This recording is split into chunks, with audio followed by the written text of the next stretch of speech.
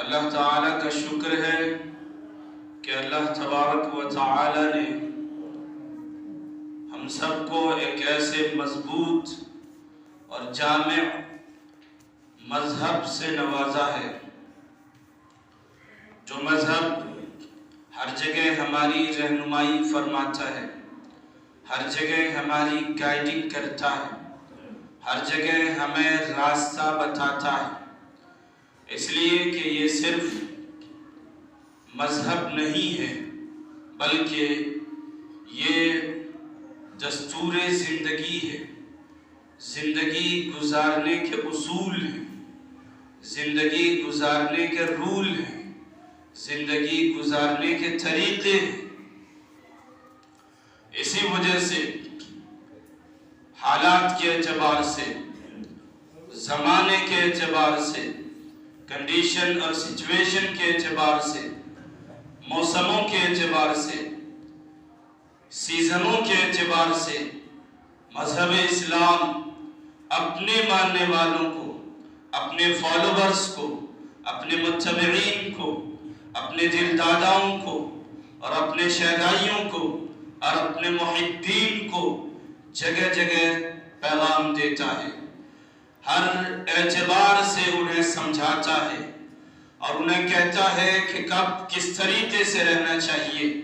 اور کب کس طریقے سے کیا کرنا چاہیے۔ مہینے کے اعتبار سے میسج آتا ہے، سال کے اعتبار سے اللہ کا پیغام آتا ہے، گو کہ دن کے اعتبار سے پیغام آتا ہے، رات کے اعتبار سے اللہ کا پیغام آتا ہے، منٹو سیکنڈ کے اعتبار سے اللہ کا قانون نازل ہوتا اور اترتا ہے کہ ایک ایک لمحہ امت مسلمہ کے افرادوں کا کیسے گزرے، دن کیسے گزرے، رات کیسے گزرے، صبح کیسے گزرے، سال کیسے گزرے، مہینہ کیسے گزرے، یہ اللہ تعالیٰ طے کرتا ہے۔ اس لیے کہ اللہ تعالیٰ نے فرمایا ان عدت الشہور عند اللہ 12 شہرا فی کتاب اللہ یوم خلق السماوات والارض منها 4 حرم، صاف طور پہ فرما دیا گیا کہ یہ جو ہمارے سامنے مہینے ہیں اور ہمارے سامنے سال ہے، دن ہے، راتیں ہیں، سیکنڈ ہیں، لمحات ہیں، اوقات ہیں، یہ کسی دنیاوی انجینئر کا دین نہیں ہے، یہ کسی دنیاوی فلاسفر کا دین نہیں ہے، دنیا کے کسی سائنسدان نے جنوں کو پیدا نہیں کیا، یا پھر دنیا کے کسی مائنڈ ماسٹر اور عقل مندوں نے مہینے تیار نہیں کیے۔ مہینے جو بھی ہیں، 12 مہینے، شمسی اعتبار سے، قمری اعتبار سے، انگریزی اعتبار سے، عربی اعتبار سے، ہر اعتبار سے یہ مہینے اللہ کے بنائے ہوئے ہیں اور اللہ کے کتاب میں درج ہے کہ یہ 12 مہینے ہیں اور یہ مہینے اللہ کے پروڈکٹ ہیں، اللہ کے پیداوار ہیں، اللہ تعالیٰ نے اسے پیدا کیا ہے اور اللہ کا بنایا ہوا یہ 12 مہینہ ہے۔ جب اللہ کا بنایا ہوا 12 مہینہ تو پھر اللہ تعالیٰ کے حکم کے ماتحت 12 مہینہ گزارا جائے گا۔ یہ مہینہ اللہ کا بنایا ہوا ہے تو اللہ کے فرمودات کے تحت گزارا جائے گا۔ مہینے کے ایام اللہ کے بنائے ہوئے ہیں تو اللہ کے حکموں کے ماتحت گزارا جائے گا۔ مہینوں کی راتیں اللہ کے بنائے ہوئے ہیں، اس لیے اللہ کے رول و اصول کے مطابق گزارے جائیں گے۔ یہ دنیاوی فلسفہ نے اسے تیار نہیں کیا ہے، دنیاوی عقل نے اسے تیار نہیں کیا ہے، دنیاوی حکمتوں نے اسے تیار نہیں کیا ہے، بلکہ اللہ نے تیار کیا ہے۔ یہی وجہ ہے کہ یہ اللہ کا تیار کردہ محرم ہے تو محرم ہی رہے گا، سفر نہیں ہوگا۔ ورنہ زمانہ جاہلیت میں، دور جاہلیت میں یہ ہوتا تھا کہ لوگ رد و بدل کرتے تھے، لوگ چینجنگ کرتے تھے، لوگ تبدیلی کرتے تھے۔ مثلا محرم کا مہینہ ہوتا تھا اور یہ محرم کا مہینہ حرمت والے مہینوں میں سے ہے، اور کفار و مشرکین کو اگر کوئی جنگ درپیش ہوتی تھی، کسی جنگ میں انہیں جانا پڑتا تھا، تو وہ کہتے تھے کہ اس سال محرم کا مہینہ سفر کے مہینے میں ہوگا اور سفر کا مہینہ ابھی ہوگا۔ وہ چینجنگ کرتے تھے، وہ تبدیلی کرتے تھے، وہ تحریف کرتے تھے، لیکن اللہ تعالیٰ نے بین کر دیا اور اللہ تعالیٰ نے کہہ دیا کہ مہینوں میں چینجنگ نہیں کی جائے گی، مہینوں میں کوئی تبدیلی نہیں کی جائے گی۔ جو مہینہ جس ترتیب سے، جس سیٹنگ کے ساتھ رکھ دیا گیا ہے، وہ مہینہ اپنی ترتیب اور اپنی سیٹنگ کے ساتھ رہے گا۔ محرم ہے تو محرم ہی ہوگا، سفر ہے تو سفر ہی ہوگا، اور دیگر مہینے بالترتیب ہوں گے، اس میں چینجنگ اور رد و بدل نہیں ہوگا، اس لیے کہ اللہ کا بنایا ہوا ہے، کسی انسان کا بنایا ہوا نہیں ہے۔ تو یہ تمام مہینے اللہ کے بنائے ہوئے ہیں، تو اللہ کے بنائے ہوئے مہینوں کو اللہ کے احکام کی روشنی میں گزارنا پڑے گا، اللہ کے لا اینڈ آرڈر میں گزارنا پڑے گا، اللہ کے طریقے کے مطابق گزارنا پڑے گا۔ اور فرما دیا گیا 12 مہینوں میں 4 مہینے، منہا اربعۃ حرم، 12 مہینوں میں سے 4 مہینے یہ حرمت والے مہینے ہیں، یہ فضیلت والے مہینے ہیں، یہ عظمت والے مہینے ہیں، یہ مقام و مرتبہ والے مہینے ہیں۔ ان کا مقام و مرتبہ دیگر 8 مہینوں سے بڑھا ہوا ہے، ان کی عظمت بڑھی ہوئی ہے اور ان کا درجہ بلند ہے، ان کی فضیلت بڑھی ہوئی ہے۔ یہ 4 مہینے، 8 مہینوں سے یہ 4 مہینے، ان کا مقام بڑھا ہوا، یہ اسپیشل مونتھ ہے، یہ اسپیشل مہینے، یہ خاص مہینے ہیں، اور یہ مقام و مرتبہ اللہ تعالیٰ نے ان 4 مہینوں کو بخشا ہے۔ اور ابھی نہیں بلکہ دور جاہلیت میں، دور جاہلیت سے پہلے، اور جس وقت زمین کی پیدائش ہوئی تھی، جس وقت آسمان کو پیدا کیا گیا تھا، پورے جہان کی کریشن کی گئی تھی، اسی وقت اللہ تعالیٰ نے سالوں کو پیدا کیا، مہینوں کو پیدا کیا، اور ہر ایک کا حساب اور ترتیب لگایا۔ یہی وجہ ہے کہ کچھ لوگ تو اس کی خلاف ورزی کرتے تھے، لیکن اکثر کفار و مشرکین حرمت والے مہینے کو مانتے تھے اور ان کی عظمت کو مانتے تھے، اور جب جب حرمت والا مہینہ محرم، ذی القعدہ، ذی الحجہ، محرم اور رجب کا مہینہ آتا تھا، تو ان مہینوں میں وہ جنگ و جدال، قتل و قتال اور خون اور فساد اور پھر لڑائی اور مار پیٹ نہیں کرتے تھے، اس لیے کہ ان 4 مہینوں کی عظمت کو وہ بھی مانتے تھے، ان 4 مہینوں کے مقام و مرتبہ کو وہ بھی جانتے تھے، اس لیے ان مہینوں میں وہ بھی جنگ و جدال نہیں کرتے تھے۔ اور یہ حرمت والا مہینہ، انہی حرمت والے مہینوں میں ایک مہینہ رجب کا مہینہ ہے، جو مہینہ ہمارے سامنے، جس مہینے میں آج ہم سانسیں لے رہے ہیں، جس مہینے میں آج ہم چل رہے ہیں، اے رجب کا مہینہ۔ یہ رجب کا مہینہ بھی حرمت والے مہینوں میں سے ایک مہینہ ہے، اور جب جب رجب کا مہینہ آتا تھا تو حضور پاک صلی اللہ علیہ وسلم اپنی زندگی میں رجب کے مہینے کی آمد پہ ایک دعا فرماتے تھے، کہتے تھے اللہم بارک لنا فی رجب و شعبان وبلغنا رمضان، کہتے تھے یا اللہ رجب و شعبان میں ہمارے لیے برکت رکھ، وبلغنا رمضان، اور رمضان تک ہماری عمر کو دراز فرما، رمضان تک ہمیں پہنچا دے۔ اللہ کے رسول کا یہ معمول تھا، اللہ کے رسول کا یہ اصول تھا، تو آپ امت محمدیہ اور حضور پاک صلی اللہ علیہ وسلم کے دیوانوں کو چاہیے کہ جب جب ان کی زندگی میں رجب کا مہینہ آئے تو رجب کے مہینے کی آمد پہ وہ اس دعا کو اپنی زبان سے نکالے اور کہے اللہم بارک لنا فی رجب و شعبان وبلغنا رمضان. اور حضرت مولانا مفتی تقی عثمانی صاحب فرماتے ہیں کہ اگر کوئی آمدے رجب پہ، رجب کے آغاز پہ اس دعا کو نہیں پڑھ پائے تو درمیان میں جب پتہ چلے وہ اس دعا کو ضرور پڑھے،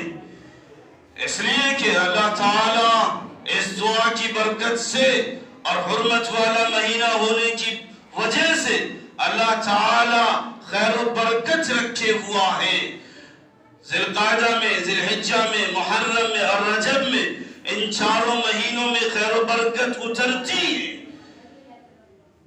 اس لیے حضور پاک صلی اللہ علیہ وسلم اس مہینے کے آغاز پہ دعا فرمایا کرتے تھے. تو ہم میں سے ہر کسی کو چاہیے کہ اس دعا کا اہتمام کریں اور صاف یاد رکھیے گا کہ جو وہ دعا فرماتے تھے وہ کسی دنیاوی مفاد کے لیے نہیں، کسی دنیاوی مال و دولت کے غرض سے نہیں، کسی دنیاوی دولت کی حرص کی وجہ سے نہیں، بلکہ اخروی فائدے کی وجہ سے، اخروی مفاد کی وجہ سے. اس لیے کہ حضور پاک صلی اللہ علیہ وسلم کے نظر میں ہمیشہ آخرت مقدم رہا کرتا تھا. اس لیے حضور پاک صلی اللہ علیہ وسلم ان رجب کے مہینے کے آغاز پہ خیر و برکت کی دعا مانگتے اور اللہ سے کہتے اے اللہ رجب میں اور شعبان میں ہمارے لیے برکت دے اور رمضان تک ہمیں پہنچا دے. اس لیے کہ یہ رجب کا مہینہ انتظار شعبان رمضان ہے، یہ رجب کا مہینہ انتظار رمضان ہے اور آنے والا مہینہ شعبان اہتمام رمضان ہے. مطلب یہ کہ رجب کے مہینے میں، رجب کے مہینے سے رمضان کا انتظار ہونے لگتا ہے، رجب کے مہینے سے رمضان کی ویٹنگ ہونے لگتی ہے، رجب کے مہینے سے رمضان کو لوگ دیکھنے لگتے ہیں، کاؤنٹنگ کرنے لگتے ہیں، دنوں کو مہینوں کو حساب میں لانے لگتے ہیں. لیکن جب رجب کا مہینہ دور ہوتا ہے، شعبان کا مہینہ آتا ہے تو پھر شعبان کے مہینے میں لوگ انتظار نہیں کرتے، اہتمام کرتے ہیں، اہتمام کرتے ہیں. اہتمام یہ کہ رمضان کے لیے تیار ہوتے ہیں، رمضان کے لیے ایکسرسائز کرتے ہیں، رمضان کے لیے پریکٹس کرتے ہیں. اس لیے کہ رمضان عظمت والا مہینہ، رمضان برکت والا مہینہ، اور جو چیز جس قدر بڑی ہوتی ہے اور جس چیز کا مقام و مرتبہ بڑا ہوتا ہے اس کا انتظار بھی بہت دنوں سے ہوتا ہے اور اس کا اعلان بھی بہت دن پہلے ہو جاتا ہے. لہذا رمضان کا مقام و مرتبہ بہت ہی بڑھا ہوا ہے. رمضان تمام مہینوں کے سردار ہے، رمضان تمام مہینوں پہ فوقیت لے جانے والا مہینہ ہے. اس لیے رجب سے اس کا انتظار شروع ہو جانا چاہیے. رجب سے رمضان کا انتظار کیجئے اور شعبان سے رمضان کا اہتمام کیجئے. اہتمام کا مطلب یہ ہے کہ خود کو عادت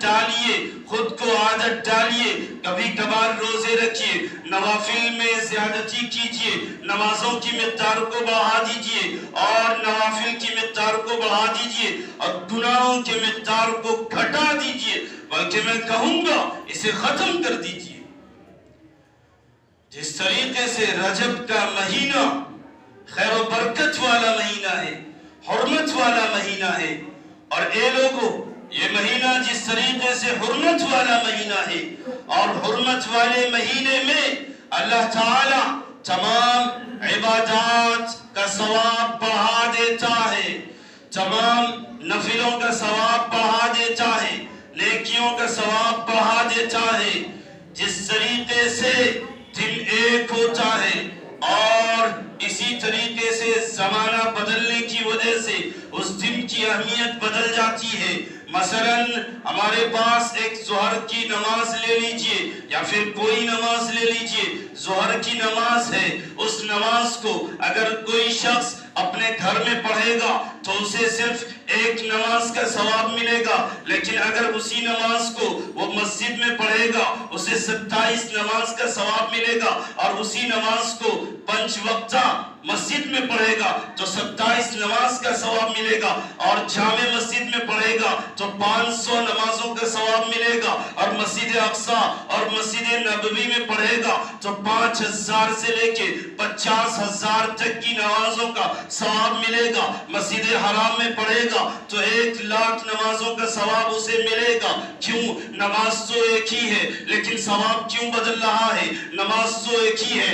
کہیں ایک نماز کا ثواب، کہیں 27 نماز کا ثواب، تو کہیں 5 سے لے کے 50,000 کا ثواب، کہیں 500 کا ثواب، کہیں 1,00,000 کا ثواب۔ ایسا کیوں ہے؟ تو اے لوگوں، ایسا اس لیے ہے کہ اللہ تعالیٰ کے نزدیک کچھ مہینے افضل ہیں، کچھ دن افضل ہیں، مقام و مرتبہ افضل ہے، اور اللہ تعالیٰ نے حرمت والے مہینے میں خیر و برکت رکھی ہے۔ تو خیر و برکت یہی ہے، دنیاوی خیر و برکت اس میں شامل ہو یا نہ ہو، لیکن میں بتا دوں اخروی خیر و برکت ضرور ہے کہ اللہ تعالیٰ ایک نماز کا ثواب جو گھر پہ پڑھتا ہے ایک نماز کا دیتا ہے، اور اگر 5 وقتہ مسجد میں پڑھتا ہے اسے 27 نماز کا ثواب ملتا ہے، اور جامع مسجد میں پڑھتا ہے 500 نماز کا ثواب ملتا ہے۔ مسجد اقصی مسجد نبوی میں 5,000 سے 50,000 کی نمازوں کا ثواب ملتا ہے، مسجد حرام میں اسے 1,00,000 نمازوں کا ثواب ملتا ہے۔ آخر وجہ کیا ہے؟ وجہ کیا ہے؟ وجہ صرف یہی ہے کہ اللہ تعالیٰ کے نزدیک نماز وہ ہو سکتی ہے، لیکن جب جگہ بدلے گی اللہ تعالیٰ ثواب کو بدلتا رہے گا۔ جب جگہ بدلے گی اللہ ثواب بدل دے گا۔ وہاں آپ گھر میں نماز پڑھ رہے تھے،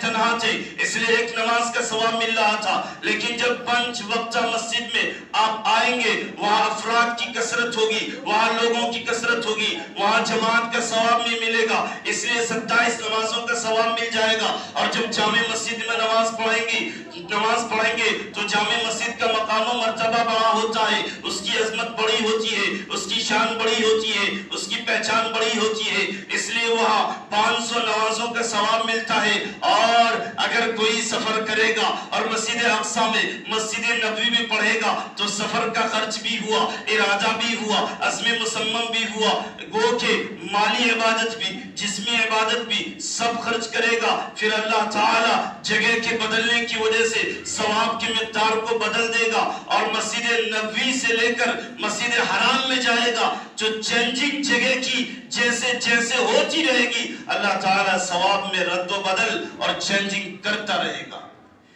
اسی طریقے سے زمانے کو لے لیجئے کہ آج ہم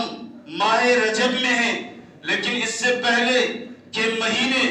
جو حرمت والے مہینے نہیں ہوتے ہیں، اگر اس مہینے میں کوئی نماز پڑھتا ہے تو اس کی نماز کو عام ثواب ملتا ہے، کامن ثواب ملتا ہے، بڑھا کے نہیں ملتا ہے، اضافے کے ساتھ نہیں ملتا ہے، زیادتی کے ساتھ نہیں ملتا ہے۔ لیکن جب حرمت والے مہینے میں کوئی اللہ کا بندہ نماز پڑھتا ہے تو اللہ تعالیٰ اس کی نمازوں کے ثواب میں اضافہ فرماتا ہے، زیادتی فرماتا ہے۔ کیوں؟ جب وقت بدلے گا تو پھر اللہ تعالیٰ ثواب بدل دے گا، جگہ بدلے گی اللہ ثواب بدل دے گا، اس لیے کہ اللہ تعالیٰ نے کہیں جگہ میں خیر و برکت رکھی ہے تو کہیں زمان و مکان میں خیر و برکت رکھا ہے۔ اس لیے اے لوگوں، ضرورت اس بات کی ہے کہ یہ ماہ رجب کا آغاز ہو چکا ہے تو ماہ رجب سے رمضان کا انتظار ہونا چاہیے۔ جس طریقے سے ہر اچھی اور قیمتی چیز کا انتظار پہلے سے ہوتا ہے تو ہمارے لیے رمضان بہت ہی معظم بشان مہینہ ہے، اس لیے اسی مہینے سے رمضان کا انتظار کریں۔ اور یاد رکھیے کہ جس طریقے سے ثواب بڑھا دیا جاتا ہے حرمت والے مہینے میں، تو پھر یہ نہ سمجھیں کہ عذاب گھٹا دیا جاتا ہے یا عذاب برابر سرابر رہتا ہے۔ جس طریقے سے عذاب ثواب بڑھا دیا جاتا ہے بالکل اسی طریقے سے عذاب بھی بڑھا دیا جاتا ہے، اس لیے کہ اللہ تعالیٰ نے حرمت والے مہینے کو وہ شان دی ہے، وہ مقام دیا ہے، وہ عزت دی ہے، وہ رفعت دی ہے، وہ مقام و مرتبہ دیا ہے کہ جس میں کوئی نیک کام کرے گا اللہ زیادہ دے گا، اور کوئی برائی کا عمل کرے گا تو اللہ ایسا نہیں ہے کہ صرف اس کی برائی کے بقدر اسے عذاب دے گا، بلکہ حرمت والے مہینے کی ناقدری کی وجہ سے، حرمت والے مہینے کی انسلٹنگ کی وجہ سے، حرمت والے مہینے کی بے توجہی کی وجہ سے، حرمت والے مہینے کی ڈس آنر کرنے کی وجہ سے اور اس کی بے عزتی کرنے کی وجہ سے اللہ تعالیٰ اس کے گناہ پہ بھی ڈبل اور زیادہ سے زیادہ عذاب دے گا۔ اس لیے کہا جاتا ہے کہ حرمت والے مہینے میں ہم اپنی عبادتوں کی تعداد کو بڑھا دیں اور گناہ کی تعداد کو گھٹا دیں، ورنہ یوں کامن مہینے میں، عام مہینوں میں ہوتا یہ ہے کہ اگر ثواب کی نیت بندہ کرتا ہے، اللہ تعالیٰ کسی نیک عمل کی نیت کرتا ہے، اللہ اسے ثواب اسی وقت سے دینا شروع کر دیتا ہے۔ لیکن کسی برائی کا ارادہ کرتا ہے تو جب تک اس برائی کو بندہ کر نہ لے، اللہ تعالیٰ اس کے کھاتے میں کوئی گناہ کو نہیں لکھتا ہے۔ لیکن حرمت والے مہینے میں یہ کانسیپٹ نہیں رہتا، حرمت والے مہینے میں یہ طریقہ نہیں رہتا، حرمت والے مہینے میں یہ کانسیپٹ چینج ہوتا ہے، حرمت والے مہینے میں یہ رول و اصول بدل جاتا ہے۔ حرمت والے مہینے میں ثواب کریں گے اللہ بہت زیادہ دے گا، اور اگر گناہ کریں گے تو بہت زیادہ عذاب کے مستحق بھی ہو جائیں گے۔ اس لیے رجب کا مہینہ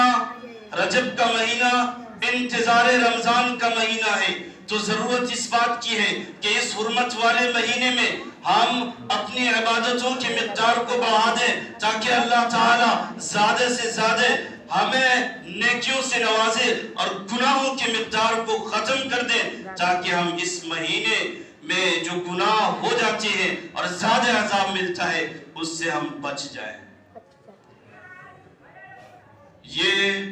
رجب المرجب کی اہمیت ہے اور یہ رجب المرجب کا مقام و مرتبہ ہے، تو ہر مومن کو چاہیے، ہر مسلم کو چاہیے، ہر ماننے والے کو چاہیے، ہر اسلامی بھائیوں کو چاہیے اور ہر اللہ کے رسول کے فالوور کو چاہیے کہ اللہ کے رسول نے جو جو پیغامات دیے ہیں ان تمام پیغامات کی پاسداری کی جائے، ان تمام پیغامات کو مقدم رکھا جائے، اور یقیناً سب سے بہتر مومن وہی ہے جو ایسے اوقات و لمحات کی تلاش میں رہتا ہو، جو ایسے اوقات و لمحات کو کھوجتا رہتا ہو کہ کہاں سے ہمیں کوئی نیکی کا موقع ملے اور ہم نیکی حاصل کر لیں۔ تو یقیناً اب سے نیکیوں کا سلسلہ شروع کر دیجئے، اس لیے موسم بہار کا آغاز ہو چکا ہے اور نیکیوں کے مہینہ کا آغاز ہو چکا ہے اور اللہ کی رحمت و برکت والے مہینوں کا آغاز ہو چکا ہے، اس لیے کہ جس محترم بالشان اور ریسپیکٹ فل آدمی سے قریب ہوتا ہے وہ بھی ریسپیکٹ فل ہوتا ہے۔ مثلا اگر آپ کا کوئی سی ایم ہے تو اس کی عظمت بڑی ہے، اس کا مقام و مرتبہ بڑا ہے، اور جو سی ایم کے قریب ہوتا ہے اس کی بھی پہنچ بڑی ہوتی ہے۔ تو یہ رجب اور شعبان یہ دونوں متصل ہیں، منسلک ہیں رمضان سے، جو رمضان سید الشہور ہے، جو رمضان تمام مہینوں کا سردار ہے، اس لیے رمضان کی وجہ سے بھی اور اس مہینے کے اور اشہر حرم ہونے کی وجہ سے، حرمت والے مہینے ہونے کی وجہ سے بھی ان مہینے کے مقام و مرتبہ بڑھے ہوئے ہیں۔ تو ضرورت اس بات کی ہے کہ رمضان کی آمد کی وجہ سے اور حرمت والا مہینہ ہونے کی وجہ سے ہم سب اس مہینے کی قدردانی کریں، اس مہینے میں ہم سب اپنے نوافل کی مقدار کو بڑھا دیں، اس مہینے میں ہم سب گناہوں کی مقدار کو گھٹا دیں، اس لیے کہ اگر گناہوں کی مقدار پہ آپ مصر ہوں گے اور گناہ پہ گناہ کیے جائیں گے تو پھر یاد رکھیے مجرم کہلائیں گے۔ اس لیے کہ یہ کامن مہینہ نہیں ہے اور یہ عام دن نہیں ہے جس میں کوئی عام رول لاگو کیا جائے۔ ایک مثال کے ذریعے سے سمجھاتا ہوں، مثلا ابھی لاک ڈاؤن کا زمانہ چل رہا تھا، ہم کامن دنوں میں، عام دنوں میں بالکل آسانی کے ساتھ ایزلی रास्तों पे, सड़कों पे निकल जाते थे, कोई पकड़ धकड़ नहीं होती थी, कोई गिरफ्त नहीं होती थी। लेकिन जो ही लॉकडाउन का जमाना आया है, हम गली कूचों में नहीं निकल सकते थे, बगैर मास्क के नहीं निकल सकते थे। क्यों? वक्त तो एक ही है, दिन एक ही है, रात एक ही है, लेकिन कानून बदला हुआ है। जिस तरीके से एक हुकूमत का कानून बदल सकता है, बिल्कुल अहकमुल हाकिमीन का कानून भी बदल सकता है। कभी कानून कुछ होता है, कभी कानून कुछ होता है। तो ये लोगों, जिस तरीके से लॉकडाउन